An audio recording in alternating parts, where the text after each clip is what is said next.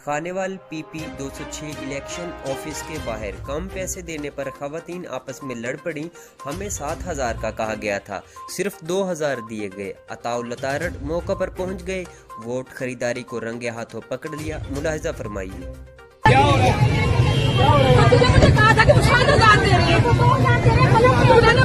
क्या हुआ जी? ये मुझे लेके आई है, कह रही है कि 7,000 वो दे रहे हैं। तो अब 2,000 आपने 2,000 दिया कुरान पे हल्फ लेके। हाथ रख के दे रहे हैं।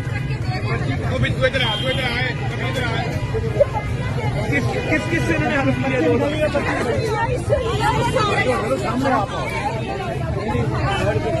नहीं, ये तो अगर कुरान पाक दे रही है तो हराम काम कर रही है, तो शर्म आनी चाहिए। 7,000 देंगे, 7,000 के हाथ रखवाते